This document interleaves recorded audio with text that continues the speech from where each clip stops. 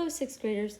Welcome to sixth grade math multiplying fractions lesson. Pause while you write the lesson title in your interactive student notebook. Pause again while you write today's lesson objective in your interactive student notebook. Today's objective is I can multiply fractions by fractions, fractions by mixed numbers, and mixed numbers by mixed numbers by completing practice problems with 100% accuracy in multiple attempts. The Arizona State Standard we'll be working on today is interpret and compute quotients of fractions using visual fraction models and equations to represent the problem. First, we're going to take a look at the key idea, multiplying fractions. You see the large pencil at the top. That means that you need to copy this into your interactive student notebook.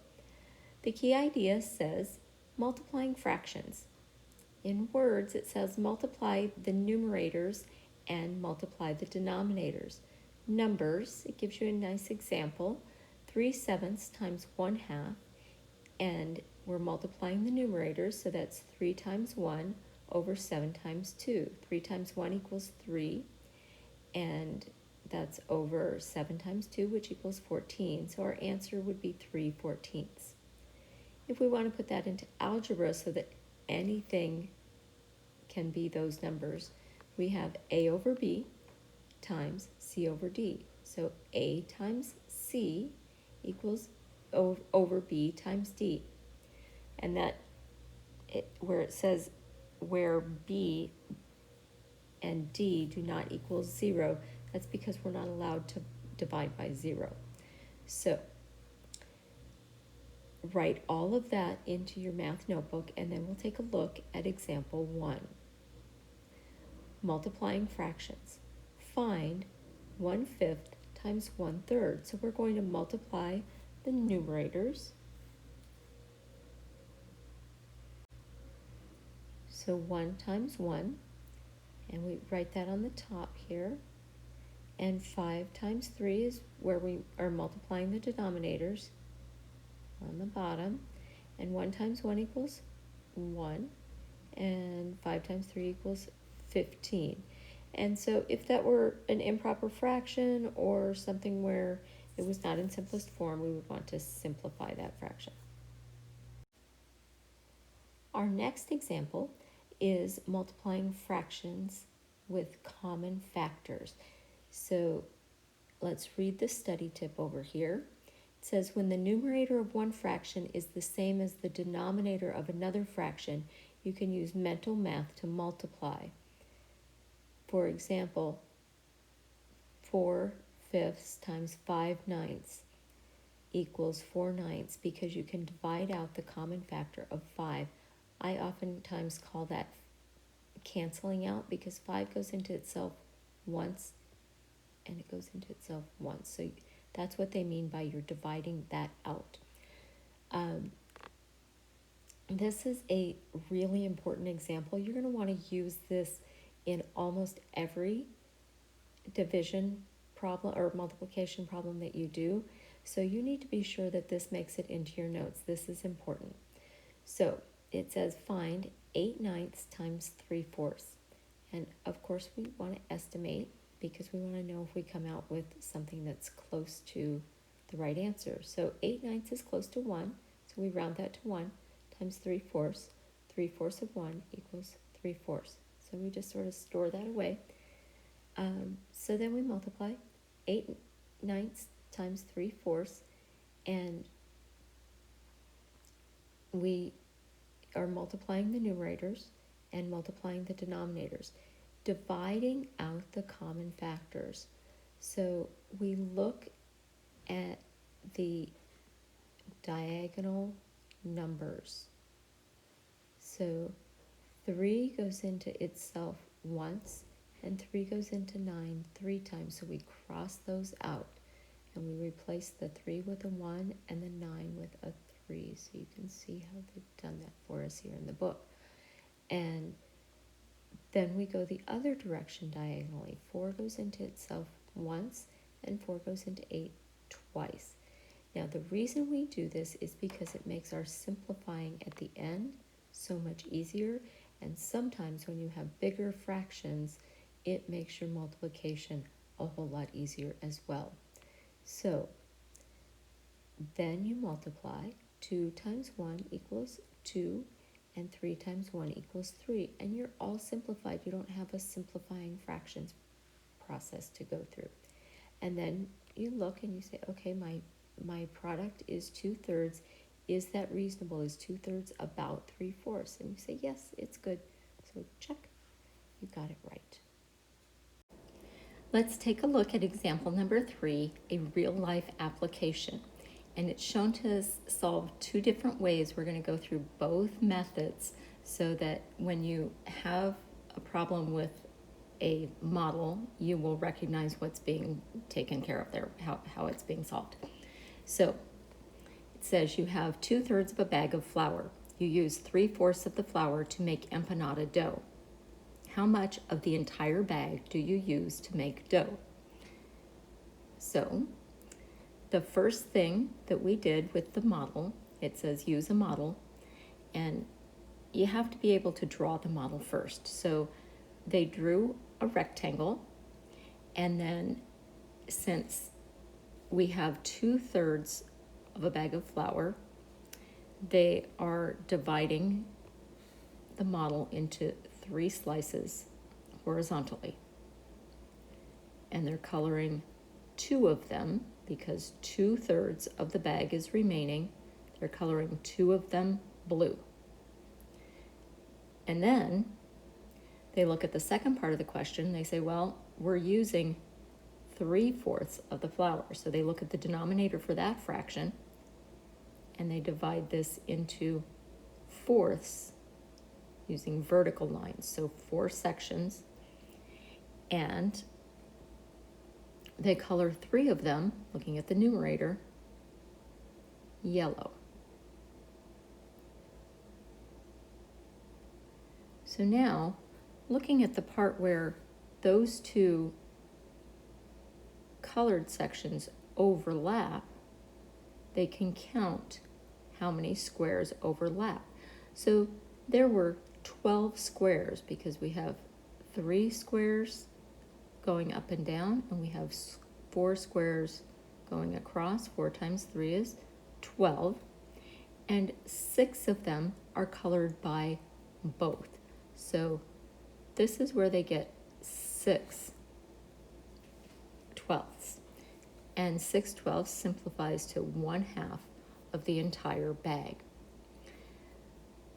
Method 2 says to find 3/4 of 2/3, we also multiply. So if you look at this and you think of this model as an area model, that works as well.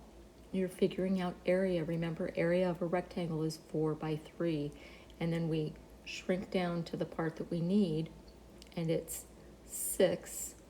So we multiply the numerators and we multiply the denominators, and if we didn't do our dividing out common fractions, we would have 6/12. So it's doing the problem the same way the model just shows us. So let's go through these steps. We have 3/4 times 2/3, and we want to divide out the common factors to make our simplification easier. So 3 goes into itself once and itself once, so that simplifies down to 1 and 1. And 2 goes into itself once, and it goes into 4 twice, so that simplifies down to 1 and 2. And then we multiply that. 1 times 1 is 1, and 2 times 1 is 2. So our answer is 1/2. Here's another key idea for you to write in your notebook. Multiplying mixed numbers. Write each number as an improper fraction. It's really important.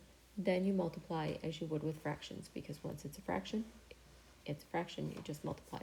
So example 4, find 1/2 times 2 3/4. So we have to remember how to do mixed numbers to fractions. 2 3/4. 4 times 2 is 8, plus 3 is 11. And then we take the same denominator and scoot it over there, so it's 11/4. And then we multiply, so we have 1/2 times 11/4. So we look for common factors. There aren't any, so 1 times 11 equals 11, and 2 times 4 equals 8. And then it's an improper fraction. 11 is bigger than 8, so we have to simplify it and turn it back into a mixed number. So 11/8 equals 1 and 3/8. And I was rushing, so I skipped the step of estimating, which I should not have done. 1/2 times 3, we rounded that to 2 3/4, which is 3, and half of 3 is 1 1/2. And we look to see if that's reasonable. It is. Example 5, multiplying mixed numbers. 1 4/5 times 3 2/3. So we're going to estimate, we're going to round 1 4/5 to 2 and 3 2/3 to 4. 4 times 2 is 8. So we'll check that at the end and see if we come close to 8. So 1 4/5, we write that as an improper fraction, which is 9/5 times 3 2/3. 3 times 3 is 9, plus 2 is 11 over 3. And then we're looking for common factors. So 3 goes into itself once, and 3 goes into 3 9 times. And then we can go ahead and multiply. So 3 times 11 is 33, and 5 times 1 is 5. And then we need to turn this back into a mixed number. So we take 33 and we divide it by 5. 5 goes into 33 6 times. 6 times 5 is 30. That leaves us with a remainder of 3, and the 5 is our denominator. So if you need a refresher for how to do that step, there it is. The product is 6 3/5. Is that close to 8? Yes, it's close enough. That's good. Here is our last real-life application example for this lesson. A city is resurfacing a basketball court. Find the area of the court. So remember, area of a rectangle is length times width. So first we're going to estimate. And so we round the 21 1/3 meters to 21 and 13 1/2 to 14. And we multiply and we get 294. So, they gave us that area. That was nice of them. Write the formula for the area of a rectangle. So 21 1/3 times 13 1/2. And we substitute those in for length and width. And we write those as improper fractions. And then we are dividing out our common factors before we multiply. So we're going to actually switch those directions a little bit. So 2 goes into 64 32 times, and 3 goes into 27 9 times. And don't forget to change the 2 and the 3 to 1s. And then we have 32 times 9, which equals 288 over 1. So that makes it a whole number, 288. So it says simplify, but we're done. We don't really have to simplify. So the area of the court is 288 square meters, and that is really pretty close to 294. So we did a good job. Okay, be sure that your notes in your interactive student notebook are complete. Be sure you complete all of the questions in Google Forms. Remember to re-look at this lesson if you need to, and complete your Big Ideas math assignment in your Math Spiral notebook and submit that when it is 100% correct, not before, and track your progress on your playlist.